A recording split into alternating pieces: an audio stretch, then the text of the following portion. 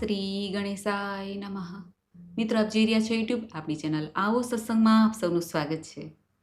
મિત્રો, આજે આ વિડીયોમાં આપણે સાંભળવાના છીએ વૈશાખ માસના શુક્લ પક્ષની એકાદશી, મોહ બંધનમાંથી મુક્તિ દેનાર, 1000 ગાયોનું દાનનું પુણ્ય દેનાર મોહિની એકાદશી વ્રતકથા, મહિમા, મુહૂર્ત, પૂજન વિધિ તથા આજના ખાસ ઉપાય. જો આપના વિડીયો પસંદ આવે તો લાઈક કરજો, શેર કરજો. આપ આ ચેનલ પહેલી વખત જોઈ રહ્યા છો તો સબસ્ક્રાઈબ કરી લેજો, જેથી આવનાર વિડીયોની માહિતી આપ સુધી તુરંત પહોંચી શકે. ધન્યવાદ. ઓમ સર્વ સંમોહિન્યે ચ વિદ્મહે વિશ્વજનન્યે ધીમહિ તન્નો શક્તિ પ્રચોદયાત. બોલો મોહિની ભગવાનની જય, લક્ષ્મીપતિ નારાયણની જય. મિત્રો, એકાદશી એટલે 11, જે ભગવાન શ્રી હરિને અત્યંત પ્રિય તિથિ છે. આ તિથિના દિવસે જે ભક્તો વ્રત ઉપવાસ કરે છે, ભગવાન નારાયણનું પૂજન વિધિ કરે છે, દાન પુણ્ય કરે છે, તેનો આલોક તથા પરલોક સાર્થક થાય છે એવી માન્યતા છે. આ જગતમાં ખ્યાતિ મેળવે છે અને અંત સમયે મોક્ષ. એકાદશીનું મહાત્મય આપણા શાસ્ત્રોમાં ઘણા વર્ષોથી વર્ણિત થયેલું છે. યુધિષ્ઠિર રાજાને ભગવાન શ્રી કૃષ્ણએ જ સ્વયં એકાદશીના મહાત્મય વિશે કહેલું છે. એવું આ વ્રત છે. આ વ્રતના પ્રભાવથી યુધિષ્ઠિરે ધન ધાન્યથી પૂર્ણ રાજ્યને પ્રાપ્ત કરેલું અને આ જગતમાં ખ્યાતિ મેળવી હતી, વંશવૃદ્ધિ થઈ હતી. એવી જ રીતે જે ભક્તો એકાદશીનું વ્રત કરે છે, ભગવાન નારાયણનું પૂજન કરે છે, તેમને યશ, કીર્તિ, ધન, વૈભવ, આરોગ્ય અને સૌભાગ્યની સાથે 4 પદાર્થની પ્રાપ્તિ થાય છે: ધર્મ, અર્થ, કામ અને અંતે મોક્ષ. આપણા ઋષિમુનિઓએ પાપ, પુણ્ય, સ્વર્ગ, નર્ક આદિનો વિચાર ધ્યાનમાં લઈને મનુષ્યને સારા માર્ગે ચાલવા માટે, સારા કર્મ કરવા માટે વ્રત, જપ, તપ, ઉપવાસનું જે સૂચન આપેલું છે, તેમાં એકાદશીનું મહાત્મય ઘણું છે.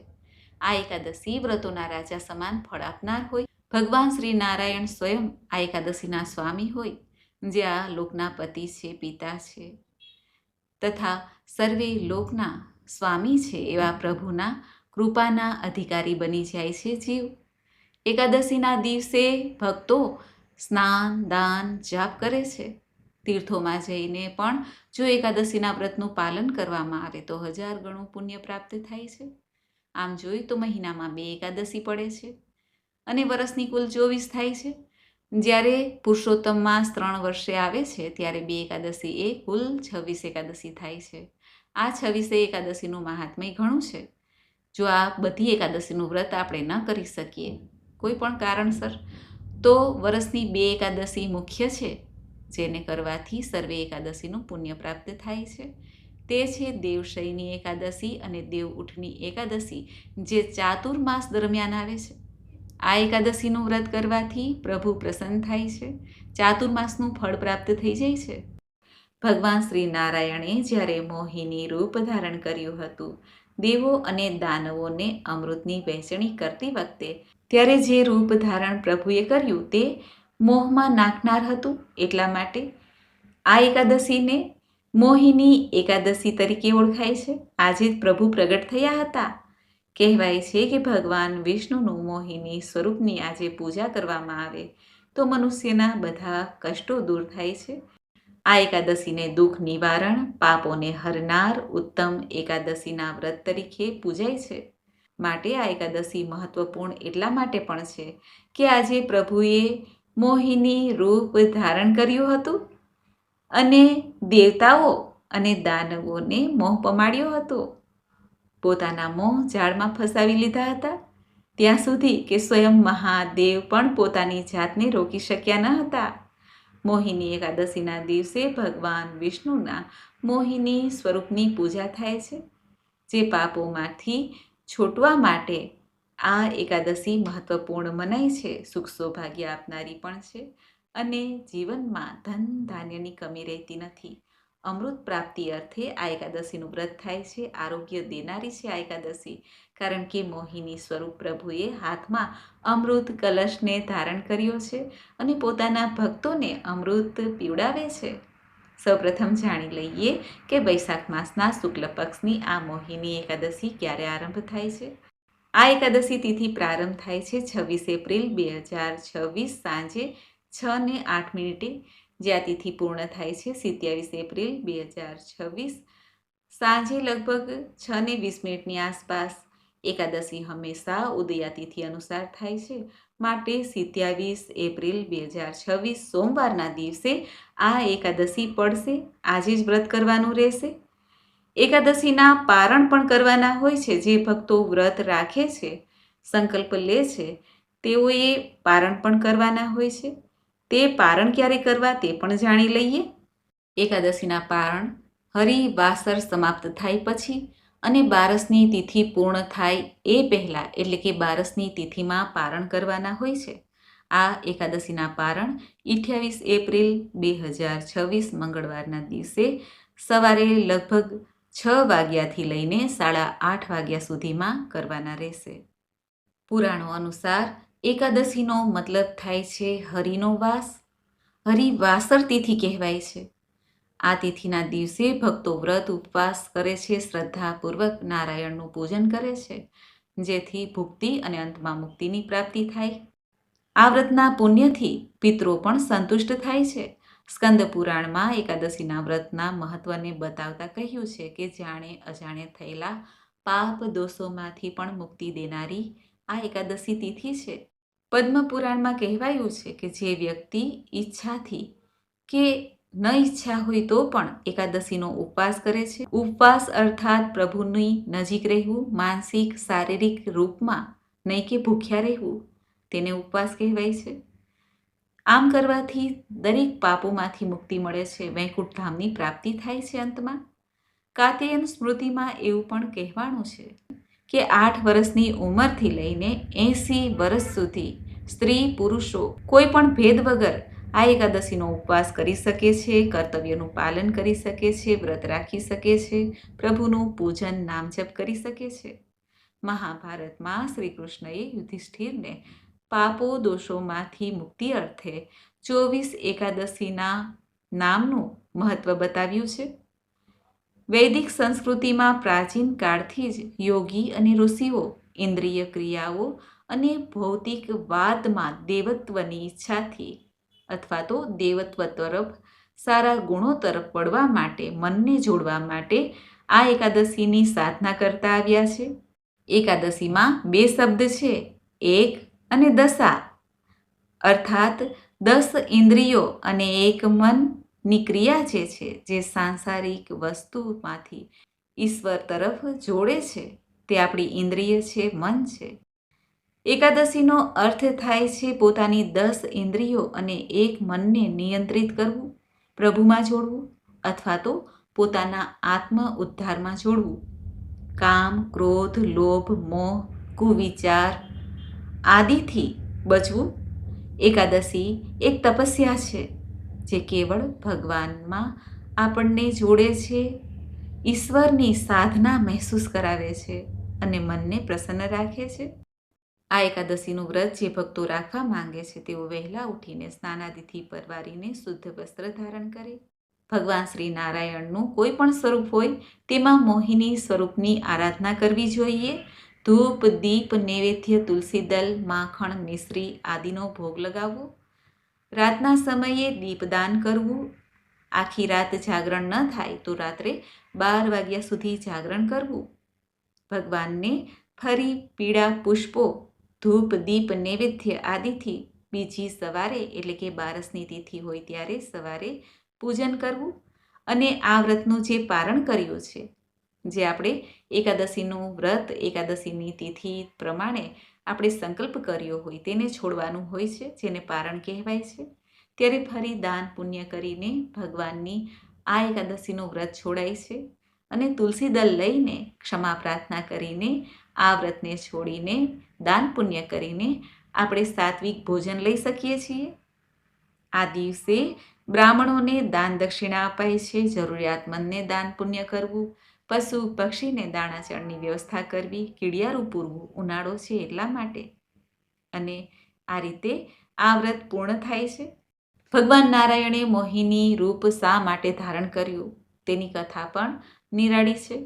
પૌરાણિક કથા અનુસાર જ્યારે સમુદ્ર મંથન થયું, સમુદ્રમાંથી રત્નો પ્રાપ્ત કરવા માટે દેવતાઓ અને દાનવોએ મળીને આ મંથન કર્યું અને સમુદ્રને મથતા ગયા. તેમાંથી 14 રત્ન પ્રાપ્ત થયા.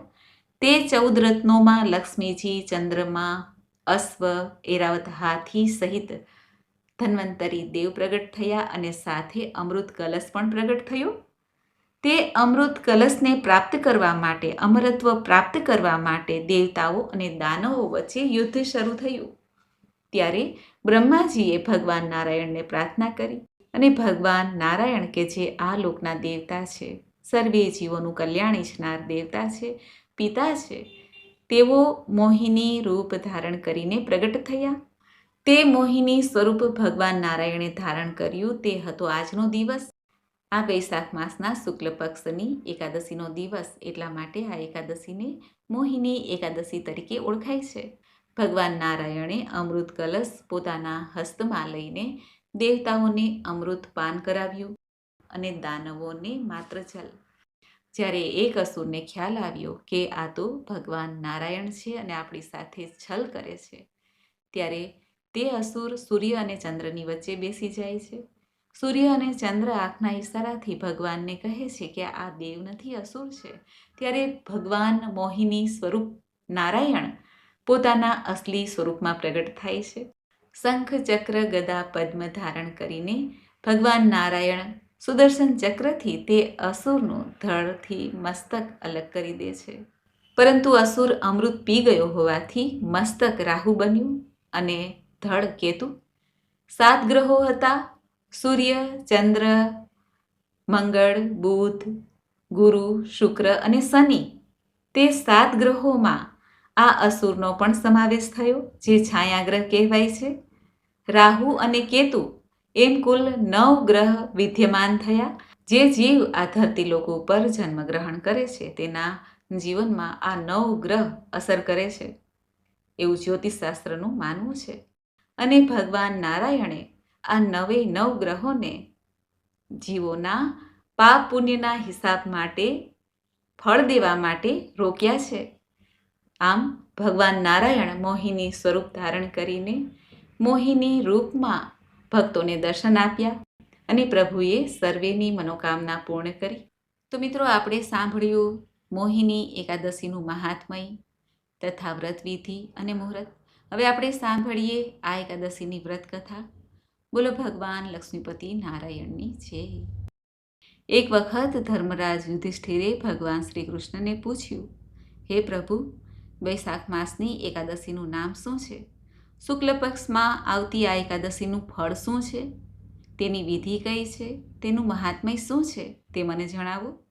આ સાંભળીને ભગવાન શ્રી કૃષ્ણ રાજા યુધિષ્ઠિરને કહે છે, હે ધર્મરાજ, પૂર્વકાળમાં પરમ બુદ્ધિમાન શ્રી રામચંદ્રજીએ મહર્ષિ વશિષ્ઠજીને આ જ વાત પૂછી હતી, જેને આજે તમે મને પૂછી રહ્યા છો. શ્રી રામજીએ વશિષ્ઠ ઋષિને કહ્યું હતું કે હે ભગવાન, જે સમસ્ત પાપોનો ક્ષય તથા સર્વ પ્રકારના દુઃખોનું નિવારણ કરનારું વ્રતમાં ઉત્તમ વ્રત હોય તેને હું સાંભળવા માંગુ છું. આ સાંભળીને ઋષિ વશિષ્ઠજીએ શ્રી રામજીને કહ્યું હતું, હે રઘુકુળ શિરોમણી, તમે ઘણી ઉત્તમ વાત પૂછી છે. મનુષ્ય તમારું નામ લેવાથી જ બધા પાપોથી શુદ્ધ થઈ જાય છે. તો પણ લોકોના ભલાના ઈચ્છાથી હું પવિત્રમાં પણ પવિત્ર ઉત્તમ વ્રતનું વર્ણન કરીશ. વૈશાખ માસના શુક્લ પક્ષમાં જે એકાદશી આવે છે તેનું નામ મોહિની છે. સર્વ પાપોને હરનારી અને ઉત્તમ છે. આ એકાદશીના વ્રતના પ્રભાવથી મનુષ્ય મોહ, ઝાડ તથા પાપ સમૂહથી છુટકારો મેળવી શકે છે. સરસ્વતી નદીના રમણીય તટ પર ભદ્રાવતી નામની સુંદર નગરી છે. ત્યાં ધૃતિમાન નામના રાજા, જે ચંદ્રવંશમાં ઉત્તમ અને સત્ય પ્રતિજ્ઞ હતા, તે રાજ્ય કરતા હતા. એ જ નગરમાં એક વેશ્ય રહેતા, જે ધન ધાન્યથી પરિપૂર્ણ અને સમૃદ્ધિશાળી હતા. તેનું નામ હતું ધનપાલ. તે હંમેશા પુણ્યકર્મોમાં જ મંડ્યા રહેતા હતા. બીજાઓને માટે પરબ, કૂવા, મઠ, બગીચા, તળાવ અને ઘર બનાવતા.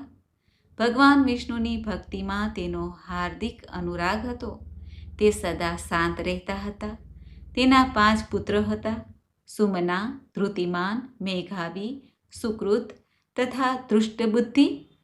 ધૃષ્ટબુદ્ધિ પાંચમો પુત્ર હતો. તે કાયમ મોટા મોટા પાપોમાં જ લાગેલો રહેતો હતો. જુગાર રમવું, દુર્વ્યસનમાં પડવું, આમ ઘણી આસક્તિ તેને હતી. તે વેશ્યાઓને મળવાને માટે લલચાતો.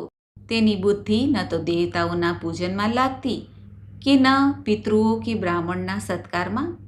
તે દુષ્ટ આત્મા અન્યાયના રસ્તે ચાલીને પિતાનું બધું ધન બરબાદ કર્યા કરતો હતો.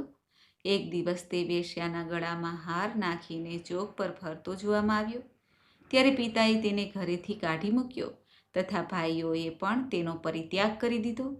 હવે તે રાત દિવસ દુઃખ અને શોકમાં ડૂબેલો તથા કષ્ટ પર કષ્ટ વેઠતો રહીને આમ તેમ ભટકવા લાગ્યો.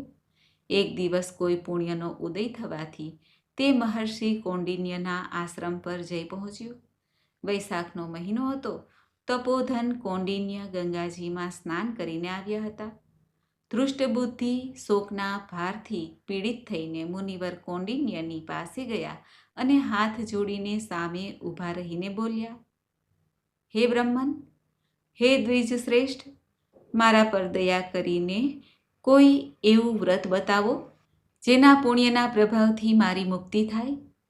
આ સાંભળીને કૌંડિન્ય ઋષિ બોલ્યા, વૈશાખના શુક્લ પક્ષમાં મોહિની નામે પ્રસિદ્ધ એકાદશીનું વ્રત કરો. મોહિનીનો ઉપવાસ કરવાથી પ્રાણીઓના અનેક જન્મોના પાપ જે મેરુ પર્વત સમાન હોય તે પણ નષ્ટ થઈ જાય છે. વશિષ્ઠજી ભગવાન શ્રી રામચંદ્રજીને કહે છે, હે રામ, મુનિનું આ વચન સાંભળીને દુષ્ટ બુદ્ધિનું ચિત્ત પ્રસન્ન થઈ ગયું. તેણે કૌંડિન્યના ઉપદેશથી વિધિપૂર્વક મોહિની નામની એકાદશીનું વ્રત કર્યું. હે નૃપશ્રેષ્ઠ, આ વ્રતને કરવાથી તે નિષ્પાપ થઈ ગયો અને દિવ્ય દેહ ધારણ કરીને ગરુડ પર આરૂઢ થઈને સર્વ પ્રકારના ઉપદ્રવોથી રહિત વિષ્ણુ ધામમાં ચાલ્યો ગયો. આ રીતે આ મોહિનીનું વ્રત ઘણું ઉત્તમ છે. આ વ્રતના મહાત્મ્યને સાંભળવાથી વાંચવાથી સહસ્ત્ર ગોદાનનું પુણ્ય પ્રાપ્ત થાય છે. એવી રીતે કુર્મ પુરાણમાં વૈશાખ શુક્લ પક્ષની મોહિની એકાદશીનું મહાત્મ્ય કહેવામાં આવ્યું છે. બોલો લક્ષ્મીપતિ નારાયણની જય. તો મિત્રો, આપણે સાંભળ્યું વૈશાખ માસના શુક્લ પક્ષની એકાદશી મોહિની એકાદશીની વ્રત કથા. મને આશા છે કે આપને આ વિડીયો જરૂર પસંદ આવ્યો હશે. મોહિની અર્થાત મોહમાં નાખનારી અથવા તો મોહથી બચાવનારી એકાદશી. ભગવાન શ્રી હરિ પ્રત્યે આપણો સાચો ભાવ હોય, હૃદયમાં સાચી ભક્તિ હોય તો પ્રભુ આ સંસાર જે મોહગ્રસ્ત છે, માયાગ્રસ્ત છે, માયાના જંજાળમાં ફસાવા માટે જ જીવ અહીં જન્મ લે છે અને અહીંના બંધનમાંથી મુક્તિ માટે પ્રભુને પ્રાર્થના કરે છે. એટલા માટે જે ભક્તો ભગવાન શ્રી નારાયણનું સાચા હૃદયથી, ભાવથી ભક્તિ, પ્રેમ તથા મંત્ર જાપ કરે છે, શ્રદ્ધાથી પ્રભુનું પૂજન કરીને હૃદયમાં સ્થાપિત કરે છે, તેનો મોહ પ્રભુ દૂર કરે છે અને જન્મો જન્મના બંધનમાંથી મુક્તિ મેળવે છે. ભટકવું પડતું નથી. પરંતુ જેઓ માત્ર કરવા ખાતર પ્રભુની ભક્તિ કરે છે, જાણે અજાણે પણ પ્રભુનું નામ લે છે, તેની ઉપર પણ પ્રભુ કૃપા કરે છે. એવા દયાળુ પ્રભુ છે ભગવાન નારાયણ. મહાભારતમાં એક કથા પણ આવે છે કે મનુષ્યનો મોહ ક્યારેય છૂટતો નથી.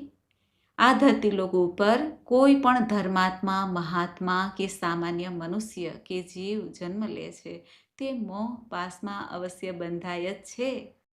તેવી એક કથા મહાભારતની છે. અભિમન્યુના મૃત્યુ બાદ પિતા અર્જુન ઉદાસ રહેવા લાગ્યા હતા.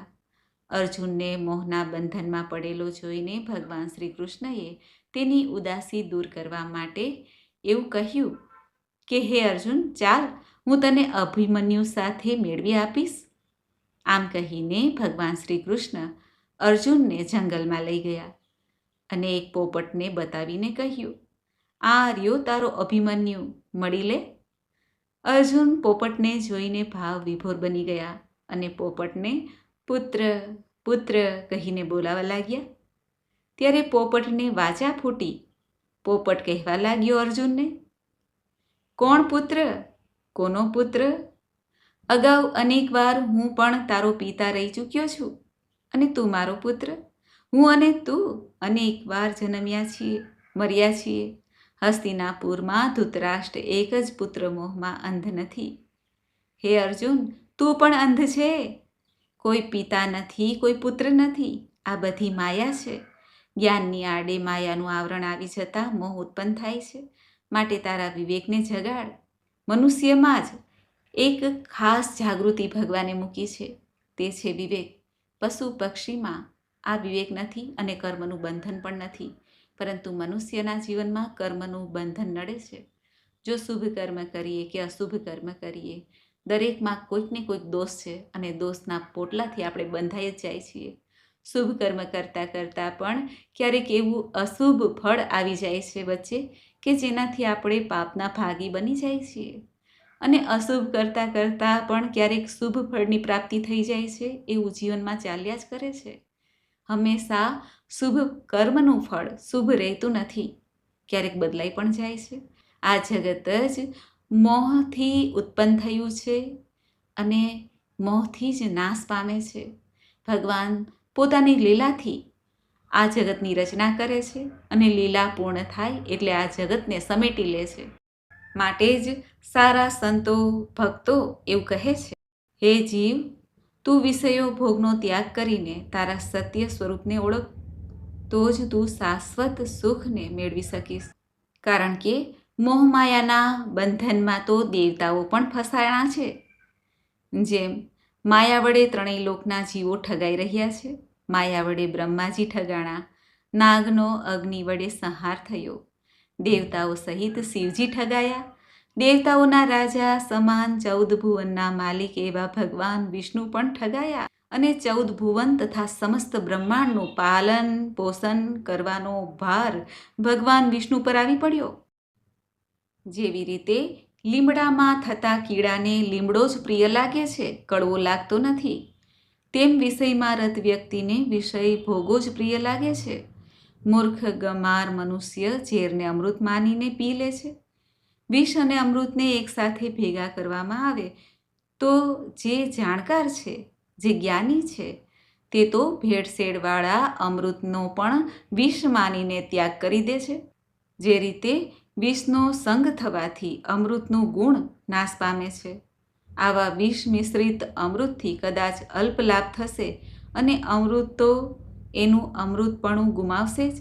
એમ જ્યાં સુધી માનવીની બુદ્ધિની શુદ્ધિ થતી નથી ત્યાં સુધી તેની અન્ય જાણકારીનો અર્થ શું? આત્મજ્ઞાન પ્રાપ્ત કર્યા વિના સઘળો સંસાર મૂર્ખ જ રહે છે.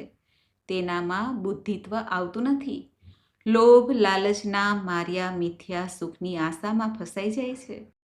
આ એકાદશીના દિવસે ભગવાન શ્રી નારાયણનું તુલસી દલથી પૂજન કરવાથી સર્વે કષ્ટ બાધામાંથી મુક્તિ મળે છે, મનોકામના પૂર્ણ થાય છે. આ એકાદશીના દિવસે પશુ પક્ષીને દાણાચળની વ્યવસ્થા કરવી, ગાય માતાને પશુને ભોજન કરાવવું ઉત્તમ મનાય છે. જો કે આ બધું નિત્ય કર્મમાં જોડાયેલું જ છે. આમ વિશેષ દિવસે આપણે વિશેષ પૂજા સેવા કરીએ તો ઉત્તમ છે. એકાદશી તે આપણા આત્માનું કલ્યાણ અર્થે આ વ્રત પૂજા થાય છે. આ એકાદશીના દિવસે ભગવાન નારાયણનું પૂજન કરીને વિષ્ણુ સહસ્ત્ર પાઠ કરવાથી, ગીતાજીનો પાઠ કરવાથી, સાંભળવાથી પણ પુણ્યના ભાગી બનીએ છીએ.